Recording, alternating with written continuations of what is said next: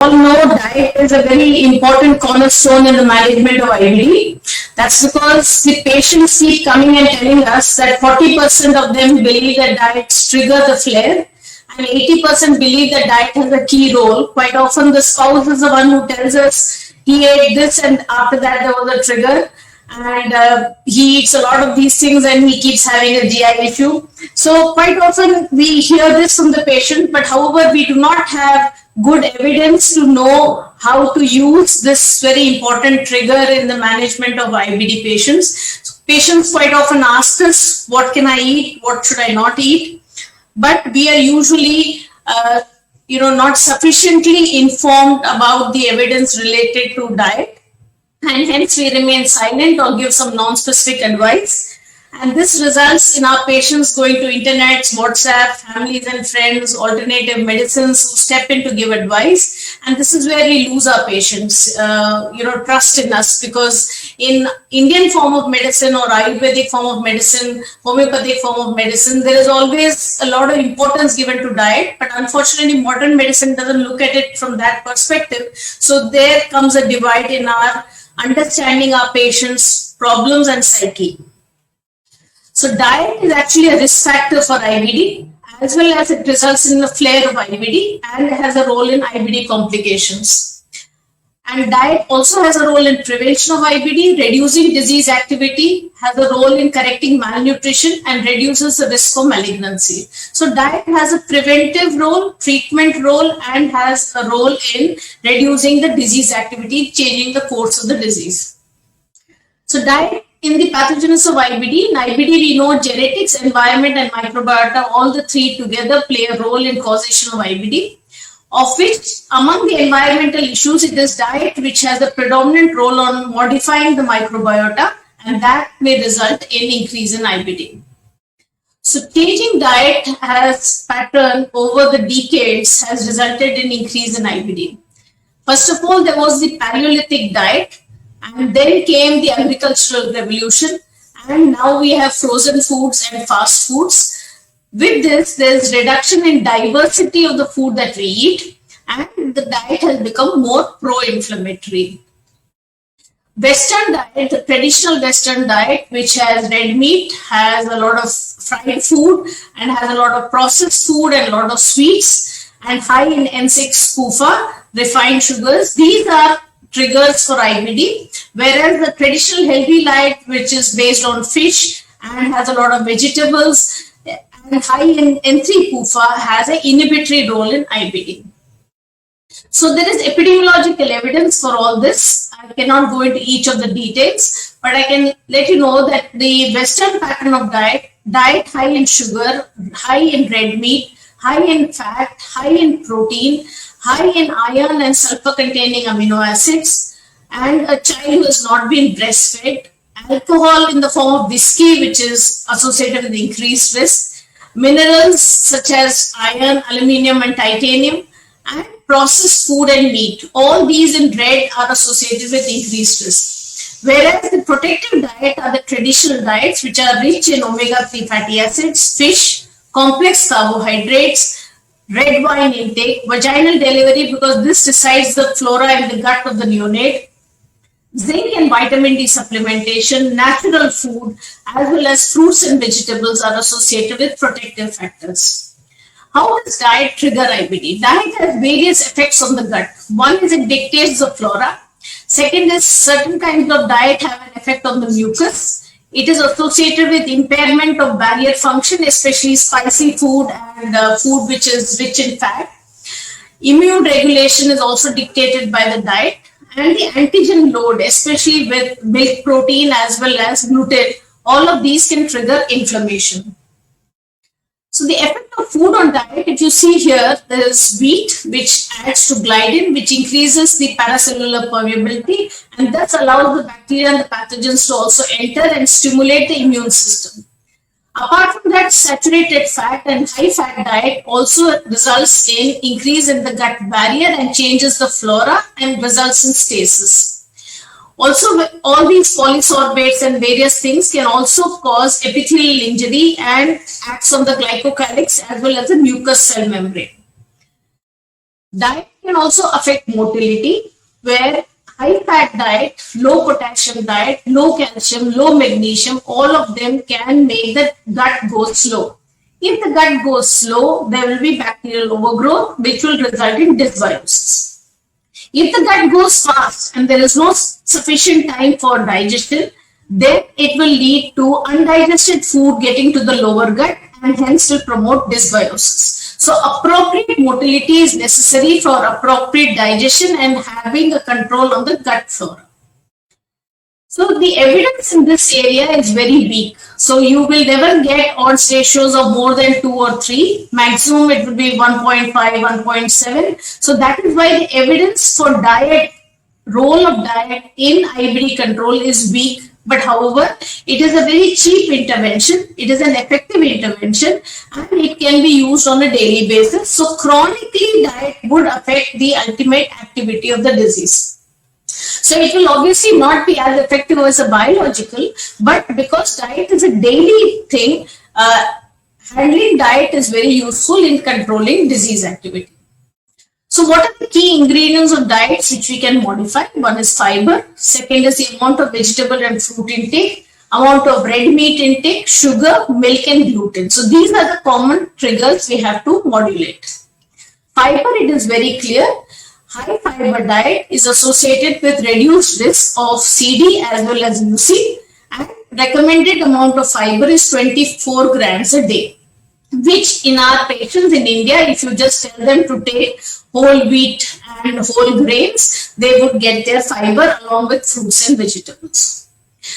Fruits and vegetables per se reduce risk for UC as well as Crohn's disease. So this is something which we should actively recommend our patients to take high fiber diet through vegetables as well as fruits, because it has also antioxidants. This is a big no-no, that is red meat. Red meat, especially if it is darker and more processed, is that increases the risk for UC as well as Crohn's disease. So I tell my patients that they can preferably take fish, or else they can take chicken, but not very frequently, not more than once a week. Long-term high-fat diet is associated with increased risk for IBD. N6-PUFA is a pro-inflammatory agent, and N3-PUFA, that is polyunsaturated fatty acid, is an anti-inflammatory agent. So if we have more of anti-inflammatory oils and less of the pro-inflammatory oils, if that ratio is appropriate, it will be ultimately beneficial. So N3-PUFA is associated with decreased risk for UC, and trans fats in stored food is associated with increased risk for UC. Trans fat is a very important thing in India, especially when people eat outside food where oil is used repeatedly for making food. So trans fat should be totally avoided. So long-term fat intake, we have to see that anti-inflammatory oils are MCT, that is medium chain triglyceride. Coconut oil is a classical medium chain triglyceride which is incorporated in natural diets of people in Kerala and other parts of India. However, fish oil is another thing which people can take as supplements or take fish itself as an anti-inflammatory agent. The pro-inflammatory oils tend to be the mustard oil, the soybean oil, the saturated fats and the milk fats. So it is good idea to restrict the use of this and increase the use of this. There is a lot of controversy regarding gluten-free diet. There was a study done in US in a large number of subjects, over 1,600 patients, where 8% patients voluntarily were on gluten-free diet. 33% had tried gluten-free diet sometime or the other, even though these patients were not diagnosed celiac patients. So they found that when they tried gluten-free diet, 63% improved their activity, and 38% there was reduction in frequency and flare of the disease. However, we cannot recommend gluten-free diet in patients because we do not have sufficient evidence that recommending gluten-free diet will result in its improvement. The other thing is this gluten may be restricted during flares when there is increase in disease activity, because gluten is an immunogenic protein. Milk is another thing which many people tend to self-restrict. 65% of our patients with IBD tend to self-restrict milk. So I tell them that it is better to take a lot of curd if they are finding problems with milk intake. They often find that with milk intake, there is increase in the stool frequency, and 70% of them are lactose intolerant. So I ask them to take cold milk in small quantities and take milk along with their food to reduce the gastric emptying resulting because of hot milk, as well as they can take dahi or curd, which is the standard buttermilk or dahi. So these kind of things they can take in order to provide them their calcium source as well as their protein source. The interesting thing is that saturated fat in milk increases a particular bacteria called D. piger. This is a sulfate reducing bacteria which has been shown to increase in patients with IBD flares. Also, the permeability increases of the gut with milk intake, and milk intake has a pro-inflammatory effect on the gut. Milk protein can also trigger IgG4. It increases motility, but no milk, especially in a country like India and in Asia, it will result in nutritional deficiencies amongst the vegetarian population, and milk is an important source of calcium and protein. So excluding milk is not recommended. There is grade A evidence, level 1 evidence for that. So I ask my patients to take either in the form of curd, or they can take small quantities of cold milk along with their food. So homemade curd is a good option because it has probiotics, it has high mucin as well as increased lysozyme and increased calcium absorption. So when we assess nutrition in patients with IBD, there are two large studies, one by Dr. Ghoshal et al., who's already on the panel here, where they have shown that IBD patients are malnourished. So they have decreased calcium intake, they have decreased iron intake, their BMIs are low, their bicep skin fold, tricep skin fold, all of them are lower. Another study from Govind Makharia has shown that prevalence of malnutrition in CD is higher. So overall prevalence of malnutrition is high in these patients. So macronutrients are deficient. When we look at the composition of body analysis, there's a lower lean mass, lower BMI, and patients with longer disease duration have significantly lower nutritional status. So diet has to become an important part in the treatment of IBD because diet has a role in the pathogenesis, diet has a role in the trigger of the IBD, as well as IBD patients are prone to malnutrition. So first thing which people tried was, can fasting improve IBD? But there fasting is not advocated because fasting patients are not able to tolerate and there is no reduction in disease activity. So fasting is not the option. Next comes, can we use exclusive enteral nutrition or partial enteral nutrition or elimination diets? So these are the three types of diets which have been tried in patients with IBD. Exclusive enteral nutrition especially is useful in patients with Crohn's disease because of ileal involvement. Here you do not give them any solid food, you give them only tube feeding with special formula feeds for 6 to 8 weeks, and then you shift them to partial enteral nutrition, and this has been shown to restore the gut mucosal integrity. And what types of exclusive enteral nutrition we have? We have three types: elemental diet, semi-elemental diet, and polymeric diet. Elemental diet predominantly has amino acids, glucose, and MCT. This has to be given usually through a tube because it is not palatable.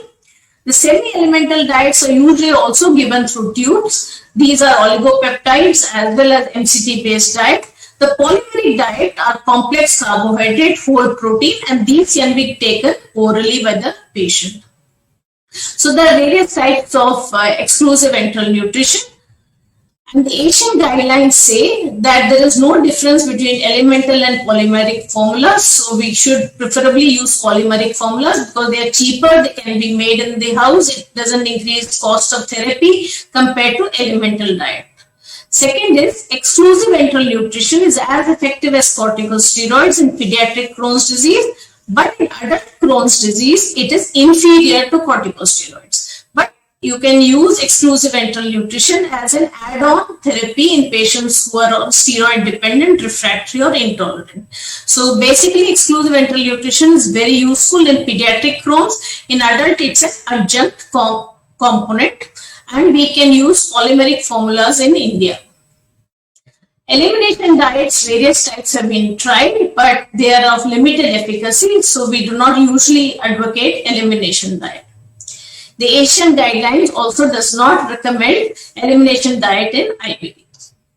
So how do we approach a patient who comes to you with IBD? We assess their nutrition, we assess their BMI, we assess their do a DEXA scan to assess their osteopenia. Then we do a must analysis for their nutritional status and a subcutaneous fat analysis. They are likely to have macronutrient and micronutrient deficiency. For our job is to assess them and correct them, and also look for unnecessary dietary restrictions the patient has self-imposed on himself. So we assess if the patient has active disease, we restrict the triggers like masalas. They can avoid the chilies during that time. They can avoid any gluten during that time. They can avoid the self-reported triggers at that time. And at that time, we can give exclusive enteral nutrition. When the patient goes into remission, they have a component of functional bowel disease. There we can keep them on FODMAP or gluten-free diet or milk-free, depending on what is the nature of their functional bowel disease and depend on the patient's individualized therapy. If they have a stricture, we should put them on a low residue diet. If they have fat malabsorption, we can add some pancreatic enzyme supplementation. If they have kidney stones, we have to increase the fluids in their diet and restrict their oxalate intake.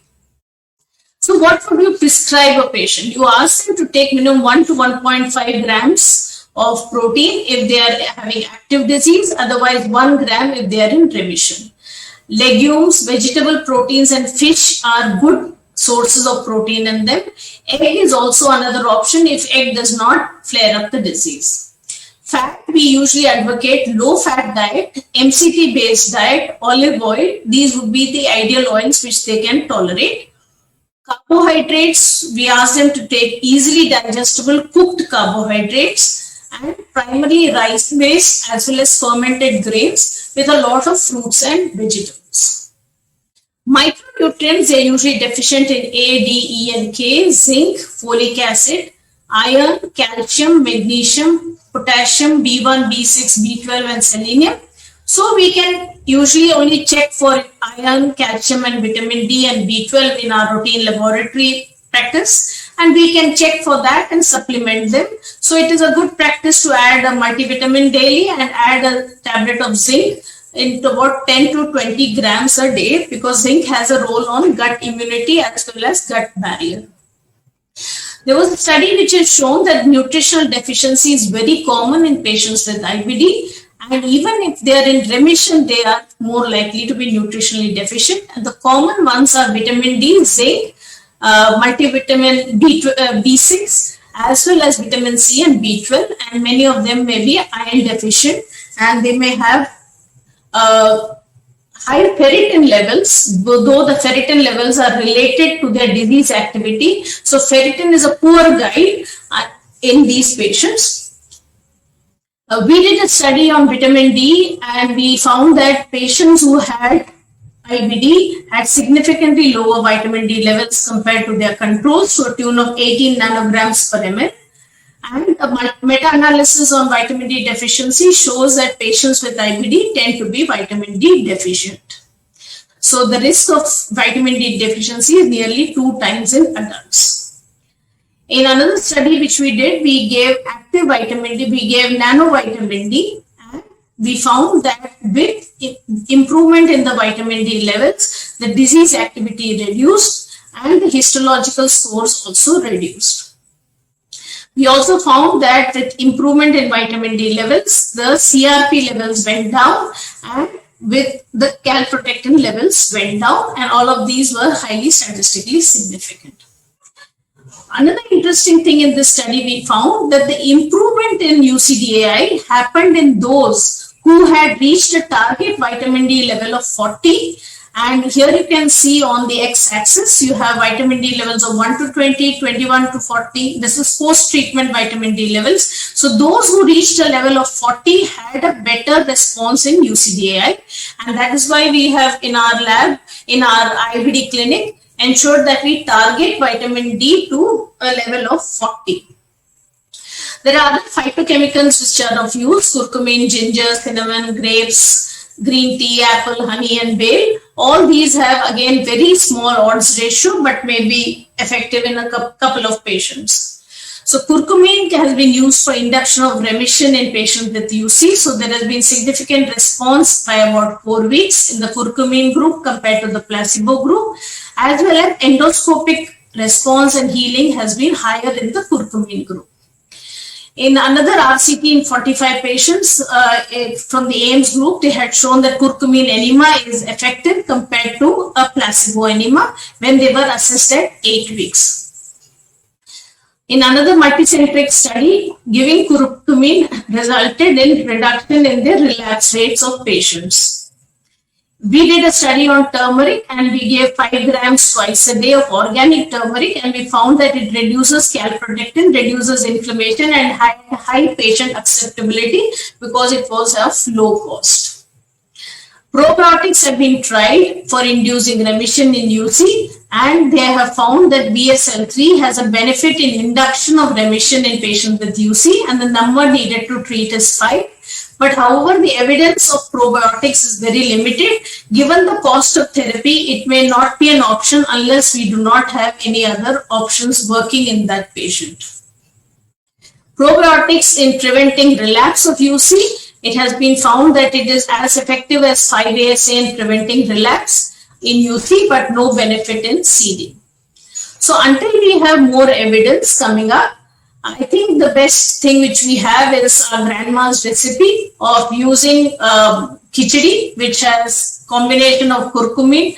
It has combination of fiber, it's soft in consistency, easily digestible, easy to prepare, and acceptable in our community. So I'm sure in the Asian communities there will be something equivalent, which is rice, vegetable, and legume based food which they can try. And we have, along with that, if you have dahi, which is curd, which has probiotic property, calcium, protein, low lactose, and homemade. So this is a homemade grandma's recipe which may still be beneficial in patients with IBD. So the food which they can take a lot are fish, fruits, vegetables, and dahi. And the foods which are a big no-no are fast food, red meat, and all the masalas which are used in routine cooking, as well as processed foods. And another thing I tell my patients is to use home food rather than outside food, because outside food may not be so hygienic, will have high fat content, and will have a different kind of antigen profile which may trigger their GI system. So the do's and don'ts: assess their diet, assess their nutritional status, counsel them about IBD safe food, correct their micronutrient deficiency, find the triggers, advocate healthy, hygienic, balanced meal, and trust the patient's gut instinct, because patient can tell you that this thing doesn't work for me. So there is no need to put your textbook before the patient's gut. We just let the patient choose his diet. And the important don'ts are: don't eat outside food. If you have to go for a marriage party, eat at home before you go out, and choose only your food very carefully when you're outside the house. Avoid trigger foods. You can take a small quantity of them in remission. Avoid overeating, eat small and on time, and avoid spicy foods. So instead of mirchi, you can take pepper, which has more GI friendly. Avoid sugars, take jaggery. Avoid red meat, you can take fish and poultry, and avoid NSAIDs. This is a very common trigger I find in patients, that whenever they have pain, they take NSAIDs. So I tell them to take paracetamol instead, which is less likely to cause a GI disturbance. So eat for your gut rather and satisfy your tongue. So small amount for the tongue, and the rest of the food is for the gut. Thank you.